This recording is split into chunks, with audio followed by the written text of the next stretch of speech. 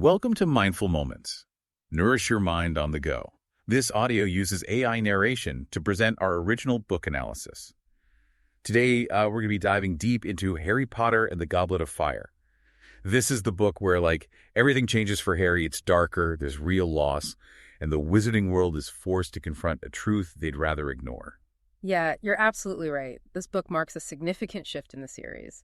We move away from those lighthearted school days and into a much more complex and dangerous world.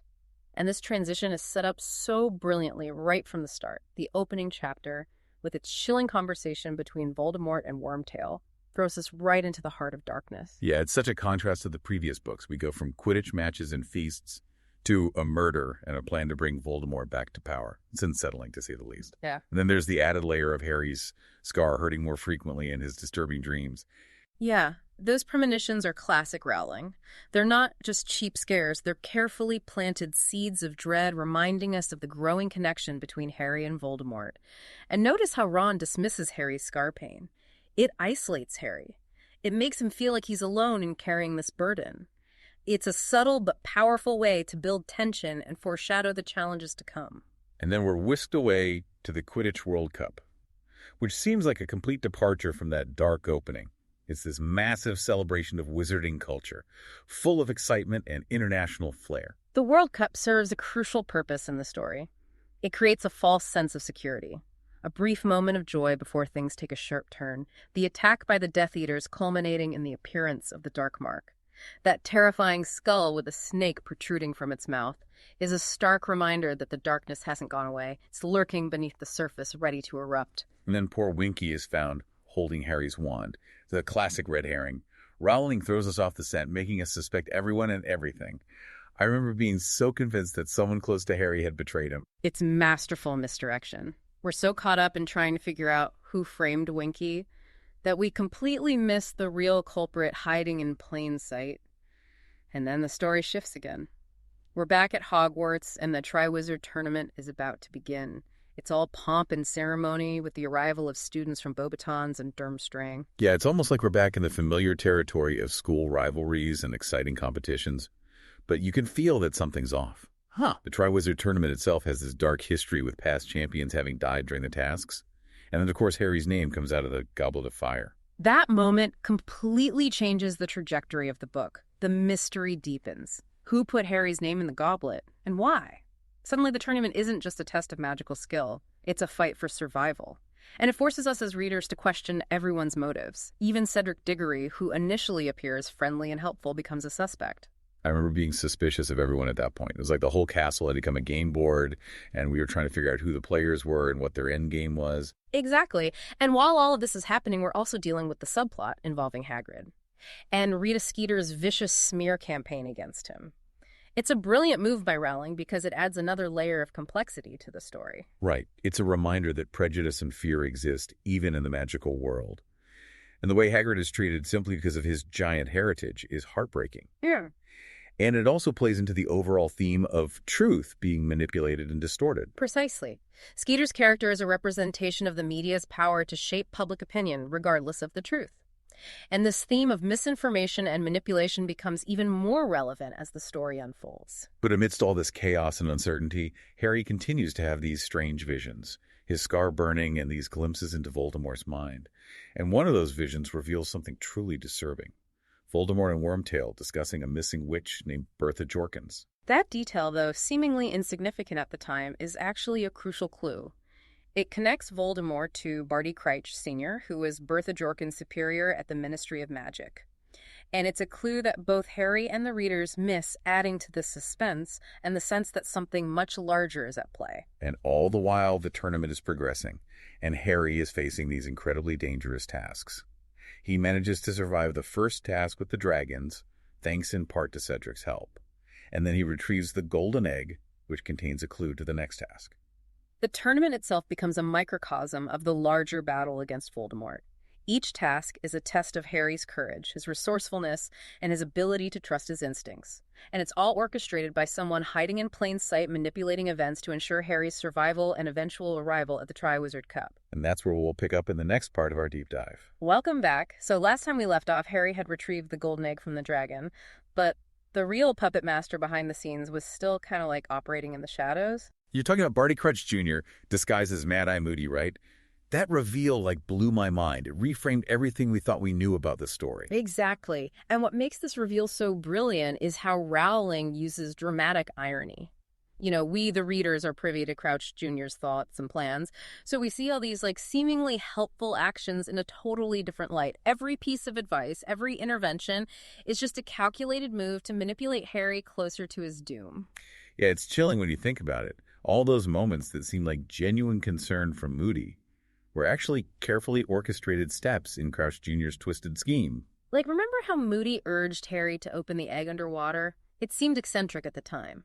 But it was actually crucial for Harry to hear the Merpeople's song, which provided a vital clue for the second task. Right, and the way Crouch Jr. subtly steered Harry towards using the gillyweed to breathe underwater, knowing it would give him an advantage in the task. It's also cleverly woven together. Yeah, and the revelation about Crouch Jr.'s true identity also unlocks the mystery of his father's disappearance.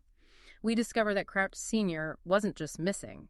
He was being held captive and controlled by his own son under the Imperious Curse.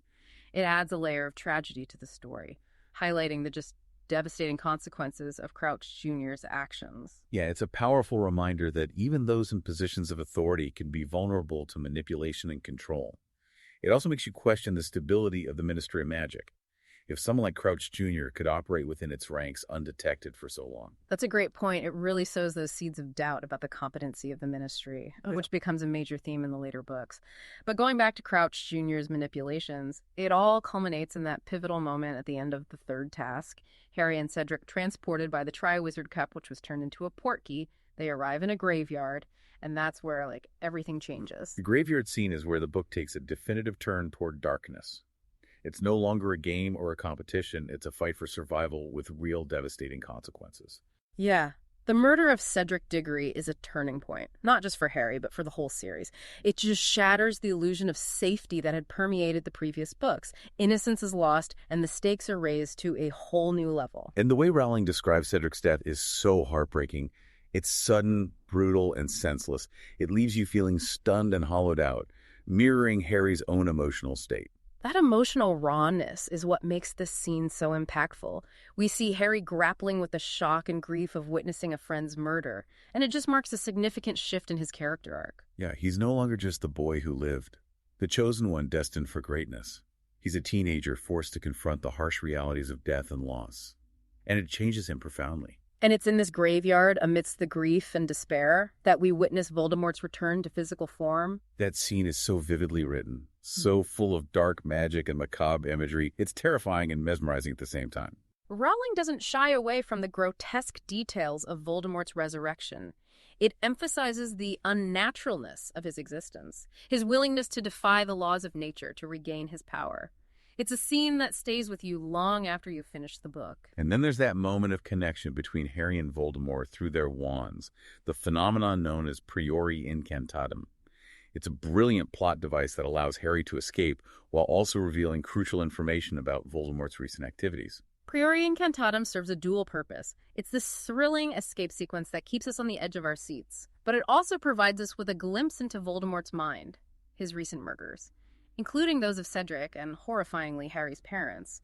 It reinforces the evil he represents and the threat he poses to the wizarding world. It's a reminder that Voldemort isn't just some abstract force of evil. He's a real person who has committed unspeakable acts, and he's back to wreak havoc once more. And despite Harry's harrowing escape, the victory feels hollow. Voldemort is back, and the wizarding world is in danger. And what's more, Harry faces another hurdle, convincing the authorities of Voldemort's return. Which is where we see the political machinations and denial that'll become so central to the later books. Cornelius Fudge, the Minister of Magic, refuses to believe that Voldemort is back, clinging to the illusion of safety and normalcy. Fudge's denial is a powerful representation of how fear can lead to inaction. He's so afraid of the consequences of admitting Voldemort's return that he chooses to ignore the truth even when faced with overwhelming evidence. Yeah, it's frustrating. But it also sets the stage for the conflict that will define the rest of the series. The fight against Voldemort and the fight against those who refuse to acknowledge the danger he poses. And this is where we see Dumbledore's leadership come to the forefront. He understands the gravity of the situation and takes immediate action. reestablishing the Order of the Phoenix, a secret society dedicated to fighting Voldemort and his Death Eaters. It's a glimmer of hope in a very dark moment. Even as the world seems to be crumbling around them, there are those who are willing to stand up and fight for what's right. And that fight is just beginning. So we're back for the final part of our deep dive into Harry Potter, the Goblet of Fire. This book really shook things up. It feels like a bridge between those lighter, more whimsical early books and the darker, more politically charged stories that come later. Yeah, you're right. Goblet of Fire is where the series takes a real decisive turn. It's not just about schoolyard adventures and magical discoveries anymore. It's about facing those consequences, the complexities of a world that's on the brink of war and the moral choices that come with that reality. Yeah, and one of the most striking things about this book is how it explores the whole theme of denial. Cornelius Fudge, the Minister of Magic, he's so desperate to maintain order and control that he just refuses to acknowledge the truth about Voldemort's return. And Fudge's denial. It isn't just about incompetence or cowardice. It's about a deep-seated fear of disrupting that status quo. He represents a whole segment of the wizarding world that's clinging to that illusion of safety, choosing to ignore the threat instead of confronting it. It's frustrating to watch, especially as Harry's trying to warn everyone about the danger. But Dumbledore understands that fighting Fudge's denial is a losing battle. So he chooses to focus his energy on those who are willing to fight, those who understand the true nature of the threat. Right, and that's where the Order of the Phoenix comes in, a secret society, a gathering of those who are willing to stand up to Voldemort, even when the Ministry turns a blind eye. It's a symbol of resistance, a beacon of hope in a world that's, growing increasingly dark. And it's not just adults who are joining the fight. We see Harry, Ron, and Hermione, still teenagers, being drawn into this world of secrets and danger. They have to grow up fast, grapple with responsibilities and choices that most adults would struggle with. That's another key theme of this book, the loss of innocence. Harry, in particular, is forced to confront the harsh realities of death, betrayal, and political corruption. He sees Cedric's murder. He experiences Voldemort's return firsthand. And he's betrayed by someone he trusted. That's a lot for a 14-year-old to handle. Yeah, no wonder he's left with this sense of disillusionment and weariness at the end of the book.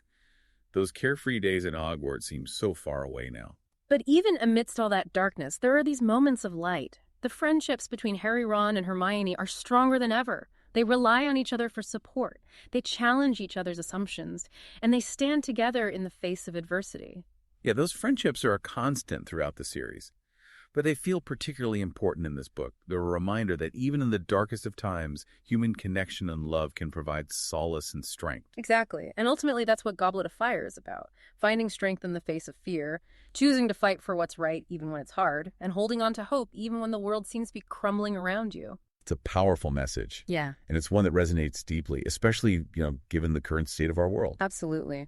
This book reminds us that we all have a choice to make. We can choose to ignore the darkness, pretend it doesn't exist, or we can choose to confront it, to fight for what we believe in, and to build a better world for ourselves and for future generations. If you haven't already read Goblet of Fire, I highly recommend picking up a copy. It's a thrilling, heartbreaking, and ultimately hopeful story that will stay with you long after you finish the last page. And if this deep dive has piqued your interest in exploring more literary worlds, be sure to subscribe to our channel for more insightful book analyses. You can also purchase Harry Potter and the Goblet of Fire using the link in the show notes. Until next time, happy reading.